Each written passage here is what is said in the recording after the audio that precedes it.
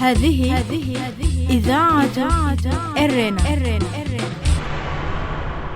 المستمعات الكريمات والمستمعين الأكارم متابعي إذاعة إرنا حيثما كنتم وحيثما يصلكم بثنا، أهلا ومرحبا بكم في مستهل البرنامج العربي لهذا اليوم الاثنين 6 من أبريل.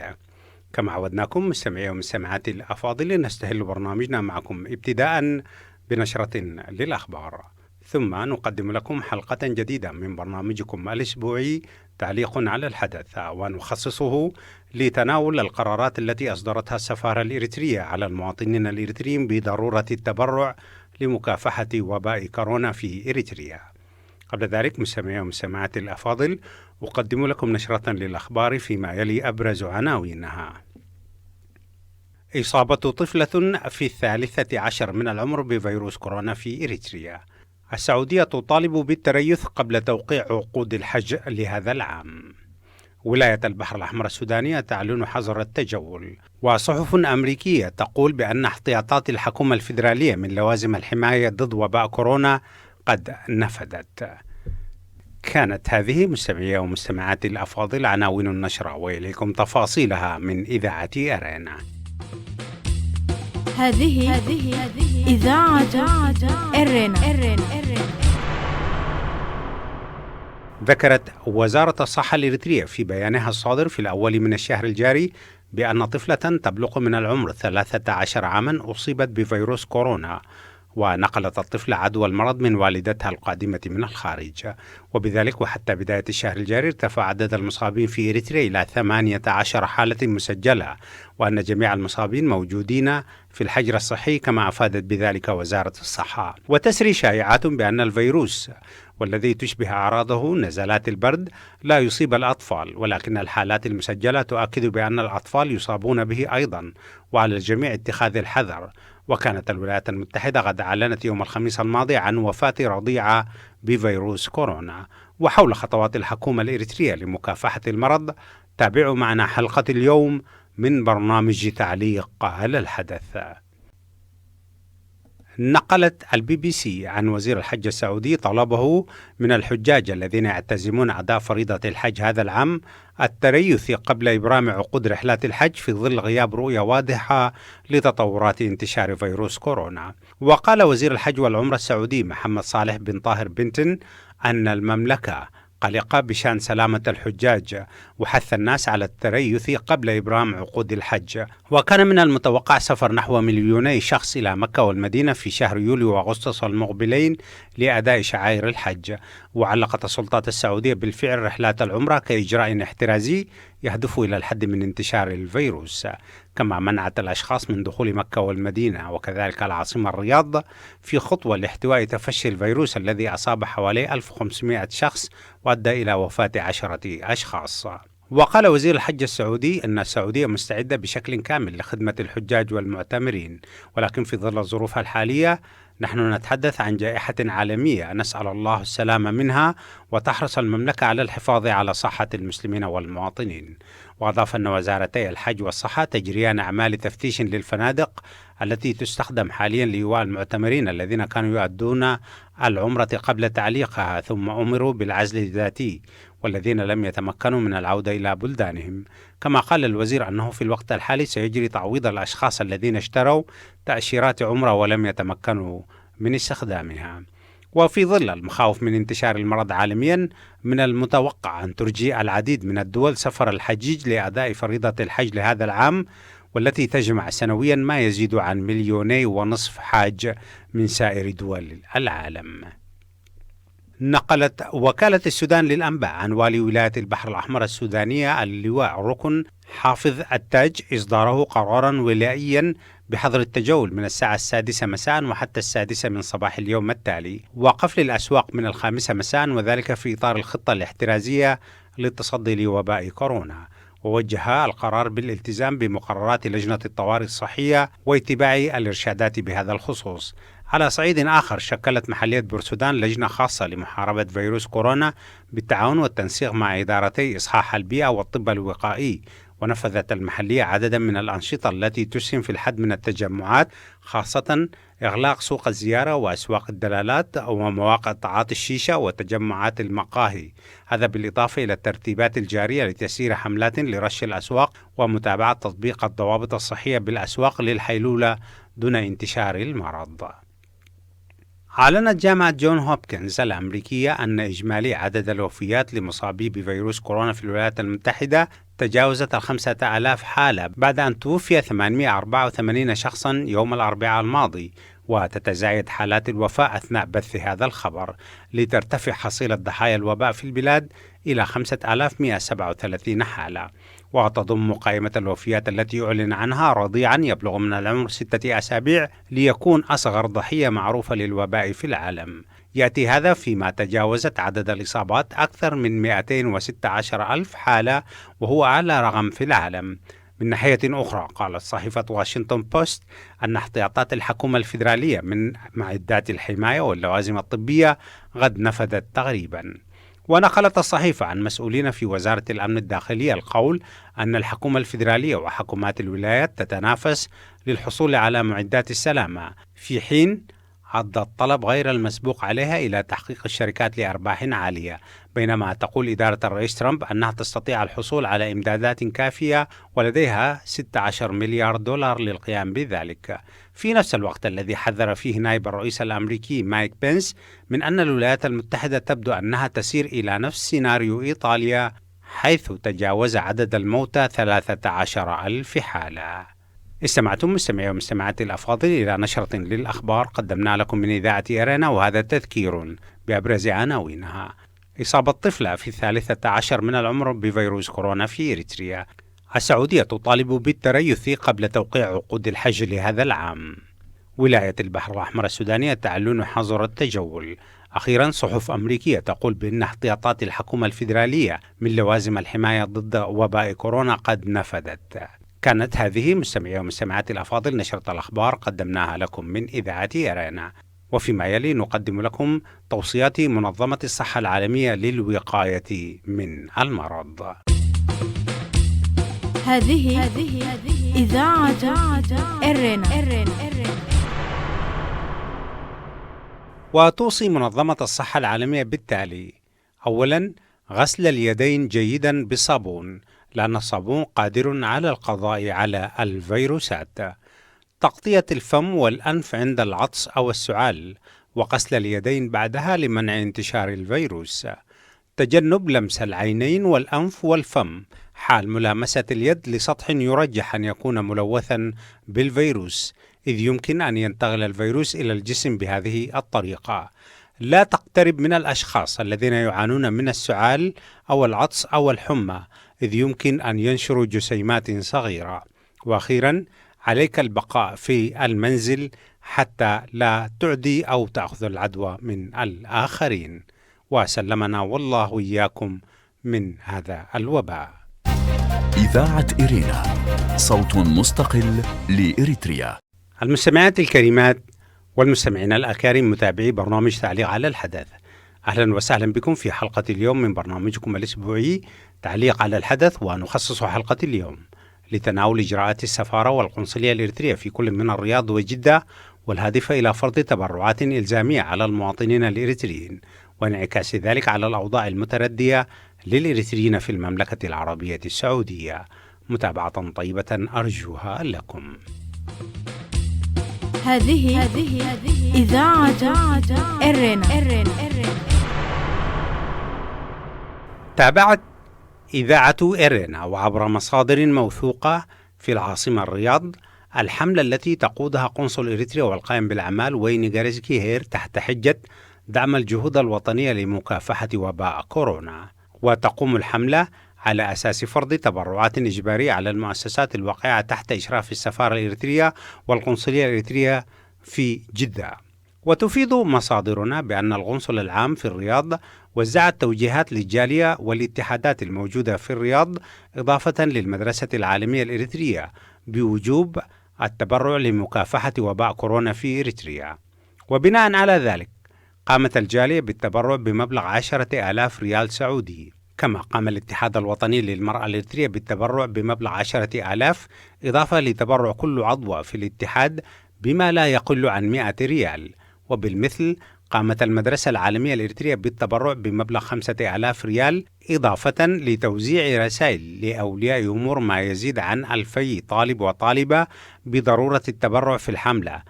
أما اتحاد أصحاب المهن الطبية والاتحاد الوطني للشبيبة والطلاب واتحاد أصحاب سهاريج مياه الصرف الصحي وفروع الجبهة الشعبية في الرياض فإنها كذلك سوف تتبرع في الحملة وإن لم تحدد تبرعاتها حتى الآن، وسط جدل عما إذا كان تبرع الاتحاد المعني من خزانته كافيا أم تشمل الحملة التبرع من خزينة الاتحاد المعني وأعضائه بشكل فردي أيضا. ويتضح من مبادرة اتحاد المرأة العامة والخاصة بأن الجميع ملزم بدفع التبرع حتى ولو قام الاتحاد بالتبرع من خزانته. والسؤال الذي يتبادر إلى ذهن المستمعة الكريمة والمستمع الكريم أولا هو في البداية: هل هذه التبرعات إلزامية؟ وما الذي يمكن أن يحدث لمن يرفض دفع هذه التبرعات؟ إذاعة إرينا، صوت مستقل لإريتريا. في البداية نحب أن نؤكد بأننا نطلق على هذه الحملة حملة تبرعات، والحقيقة أنها تبرعات إلزامية أو بالأحرى ضريبة إلزامية لأنها محددة من السفارة ولأنها سوف ترتبط بشكل أساسي بالخدمات المقدمة مثل الضرائب السابقة كضريبة الدفاع عن الوطن والتي شكلت مرتب شهرين كاملين إضافة إلى نصف مرتب شهر، وضريبة التصدي وهي ضريبة أخرى يتم دفعها تحت حجة التصدي لغزو محتمل من قبل وياني تيغراي ضد إريتريا. كل هذه الضرائب تفرضها السفارة على المؤسسات تحت إشرافها ابتداء من الجالية والاتحادات وصولا إلى المواطن العادي، ويترك للاتحادات تحديدها، وبعد تحديدها تصبح إلزامية، وتقوم الاتحادات المعنية بدفعها من خزينتها التي تعتمد بشكل أساسي على تبرعات الأعضاء، إضافة إلى المناشط التي يقوم بها الأعضاء أيضا. وبالطبع بعد تحديد التبرع من قبل الاتحاد المعني يصبح إلزاميا دفع الضريبة الجديدة والتي تسمى بالتبرع. ولكن كيف يكون الأمر بالنسبة للمواطن العادي؟ هذه إذاعة إرينا. المواطن العادي عادة ما يكون حاملا لجواز سفر إريتري، أو حتى لو كان يحمل جواز سفر دولة أخرى يكون لديه أطفال في المدرسة العالمية الإريترية والتي تشرف عليها السفارة الإريترية عبر الجالية الإريترية، وتضم حوالي 3,000 طالب وطالبة من مرحلة رياض الأطفال وحتى الفصل 12. ويدفع أولياء أمور هؤلاء الطلاب رسوما سنوية مقابل الخدمات التعليمية للمدرسة والتي تقدمها المدرسة للتلاميذ على مدار السنة. وهنا أيضا طلبت سفارة إريتريا من ناظر المدرسة كتابة إعلان في المدرسة يشاهده أولياء الأمور عند إنزال أبنائهم الصباح في المدرسة أو عند أخذهم، وينص الإعلان على أن كل ولي أمر طالب أو طالبة في المدرسة عليه المساهمة في حملة مكافحة وباء الكورونا. وتم الاتفاق مبدئيا على حسب مصادرنا على أن تكون الضريبة الجديدة ما لا يقل عن 100 ريال لكل ولي أمر طالب أو طالبة في المدرسة. إذاعة إرينا، صوت مستقل لإريتريا. المواطنين الآخرين الذين لا صلة لهم بالمدرسة يكون ارتباطهم بالسفارة عن طريق الوثائق الرسمية مثل جوازات السفر وبطاقات الهوية وشهادات الميلاد والوفاة، إضافة لعقود الزواج والتوكيلات. وكل هذه خدمات تقدمها السفارة والقنصلية العامة في جدة بشكل يومي للعشرات من المواطنين، حيث تغطي السفارة في الرياض منطقة نجد، إضافة إلى المنطقة الشرقية التي تشمل الدمام والمدن الأخرى. أما القنصلية فإنها تغطي جدة والمدينة ومكة وحتى الحدود مع اليمن. وكما هو معروف فإن أغلب الخدمات التي تقدمها كل من السفارة والقنصلية تتطلب دفع ضريبة 2% من المرتب سنويا، إضافة إلى ضريبة التصدي والضرائب الأخرى، والآن سوف يضاف إليها ضريبة الكورونا كما بدأ الناس في تسميتها. والطريقة التي يتم بها إلزام المواطنين سهلة، وهي أن كل شخص يطلب منه تقديم إيصال دفع التبرع عند طلب الخدمة في السفارة أو القنصلية، وفي حال عدم تقديمه لإيصال التبرع يطلب منه أن يدفع الضريبة، وغالبا ما يتم تحديد الزمن المسموح للتبرع، وفي حالة تجاوز المواطن لزمن التبرع المحدد تفرض عليه عقوبة تأخر، وغالبا ما تكون زيادة في قيمة التبرع المحدد. وبما أن كل المواطنين يحتاجون إلى السفارة من أجل الخدمات، فإنهم سوف يضطرون اضطرارا لدفع التبرع الإلزامي، وإلا سوف لن يحصلوا على الخدمات المطلوبة. وهذا هو الإجراء المتبع منذ عشرات السنين في السفارة والقنصلية تحت مسميات المساهمات الوطنية في التصدي والحفاظ على السيادة، أو ضريبة الشهداء، أو ضريبة البناء، أو الضرائب التي تفرض تحت مسميات مختلفة مثل ضريبة مكافحة الجراد أو مكافحة التصحر إلى آخره. هذه إذاعة إرنا. ومن الوسائل التي يعاقب عليها من لا يدفع الضريبة في السفارة هو أسلوب درجت عليه السفارة بشكل خاص في العقدين الماضيين، إضافة إلى الحرمان من الخدمات بالنسبة للمواطن والتضييق عليه، وهو أسلوب التخوين والحط من كرامة المواطن، حيث يتم شتم المواطن وتحقيره واتهامه بأنه تخاذل عندما احتاج إليه الوطن ومواطنيه، خاصة في ظل الظروف الراهنة للوباء الذي يجتاح العالم. وسوف يكون من الطبيعي سماع عبارات مثل أين كنت عندما كان الوباء يقتل إخوانك وإخواتك في البلاد، وعبارات مثل أنت لا تأتي للسفارة إلا عندما تحتاج لخدمة، وتتخاذل عندما يطلب منك الوطن أداء الواجب. مثل هذا الأسلوب شائع في السفارة، وأصبح الموظفون مجبرون على اتباعه مع المواطنين، وإن كان بعض الموظفين مكرهون على ممارسته، ولكن كل من مر بالسفارة خلال العقدين الماضيين ربما يكون قد تعرض لموقف أو آخر من نفس النوع. والتشديد على المواطن وأخذ ماله أصبح محط تنافس بين السفارة في الرياض والقنصلية في جدة، وأصبح كما كان دائما عربون ولاء المسؤول للحكومة ورئيسها في أسمرة. وجوهر الموضوع هو من يستطيع أن يستحلب أكبر قدر من الأموال من المواطنين لإرسالها إلى أسمرة لنيل الحظوة لدى مكتب الرئيس ومكتب الوزير، بما أن المسؤول استطاع تقديم كل ما يحتاجه الوطن من عرق المواطن المغلوب على أمره. إذاعة إرينا، صوت مستقل لإريتريا. ولكن السؤال الذي يتبادر إلى ذهن كل من يطلب منه دفع هذه الضريبة الجديدة هو أين يمكن لي أن أدفع هذه الضريبة الجديدة مع الرسوم الجديدة لتجديد الإقامات ورسوم المدارس وإيجارات المنازل ومصاريف الأسرة وفواتير الخدمات، كيف وكيف وكيف. ولكن من يهتم بمعاناة المواطن الإريتري سواء كان في الداخل أو الخارج؟ ففي الداخل هو أسير جدران الوطن، والذي أصبح يعد بعد التحرير وحتى اليوم أكبر زنزانة في أفريقيا.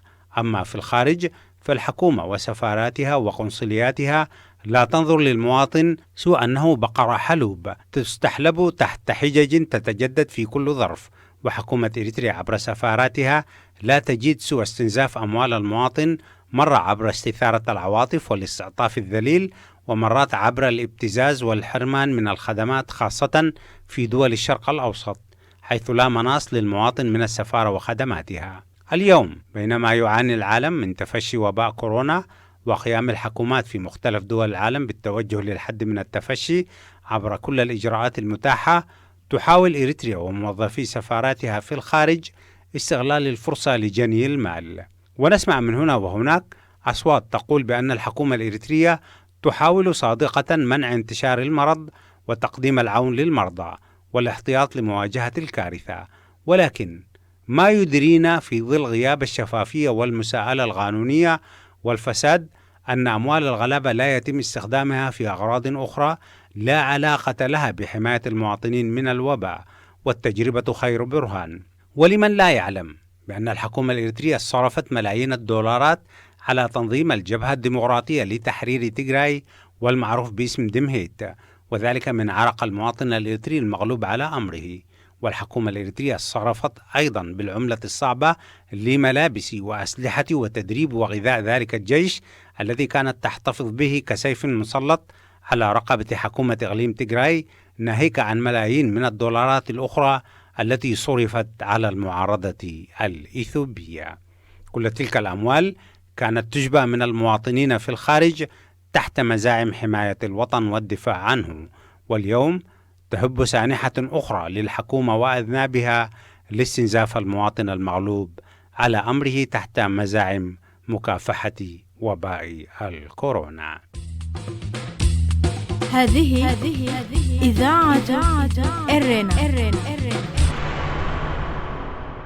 استمعتم مستمعات الكريمات ومستمعي الأكارم فيما مضى من وقت إلى تعليق حول قرار سفارة دولة إريتريا في الرياض فرض ضريبة إلزامية على المواطنين بخصوص مكافحة وباء كورونا في البلاد. وقبل ختام نشرتنا الإخبارية لهذا اليوم أقدم لكم موجزا لأهم ما ورد في صدر نشرتنا الإخبارية. إصابة طفلة في 13 من العمر بفيروس كورونا في إريتريا. ذكرت وزارة الصحة الإريترية في بيانها الصادر في الأول من الشهر الجاري بأن طفلة تبلغ من العمر 13 عاما ونقلت الطفلة عدوى المرض من والدتها القادمة من الخارج، وبذلك وحتى بداية الشهر الجاري ارتفع عدد المصابين في إريتريا إلى 18 حالة مسجلة، وأن جميع المصابين موجودين في الحجر الصحي كما أفادت بذلك وزارة الصحة. السعودية تطالب بالتريث قبل توقيع عقود الحج لهذا العام. نقلت الBBC عن وزير الحج السعودي طلبه من الحجيج الذين يعتزمون أداء فريضة الحج هذا العام التريث قبل إبرام عقود رحلات الحج في ظل غياب رؤية واضحة لتطورات انتشار فيروس كورونا. وقال وزير الحج والعمرة السعودي محمد صالح بن طاهر بنتن أن المملكة قلقة بشأن سلامة الحجاج وحث الناس على التريث قبل إبرام عقود الحج. وكان من المتوقع سفر نحو 2,000,000 شخص إلى مكة والمدينة في شهري يوليو وأغسطس المقبلين لأداء شعائر الحج. وعلقت السلطات السعودية بالفعل رحلات العمرة كإجراء احترازي يهدف إلى الحد من انتشار وباء كورونا. ولاية البحر الأحمر السودانية تعلن حظر التجول.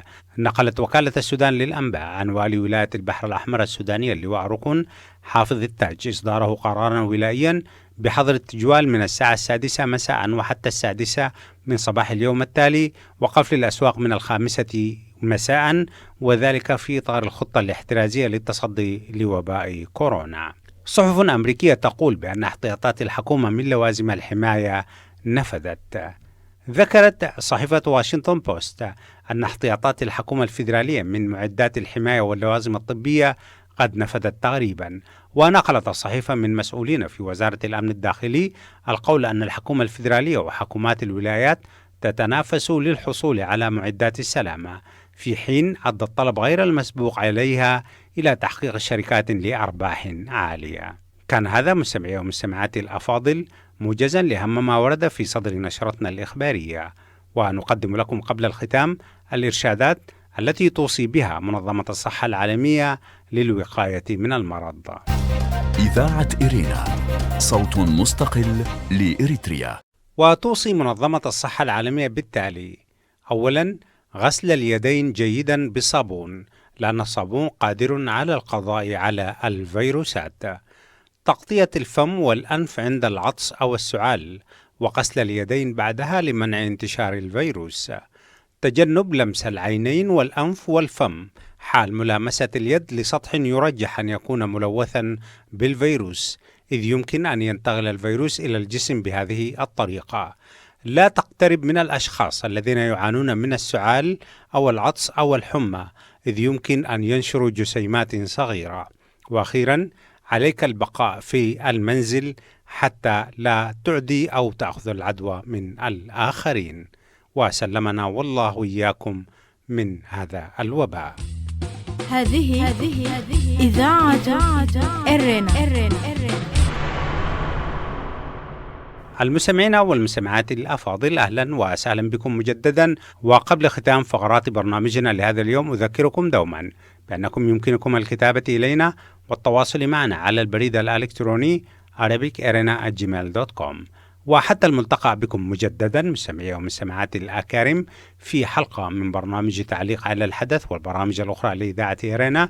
لكم من محدثكم فتحي عثمان، ومن زملائي في الإذاعة أطيب التحايا، ودمتم في رعاية الله وحفظه وأمانه. هذه إذاعة إرنا.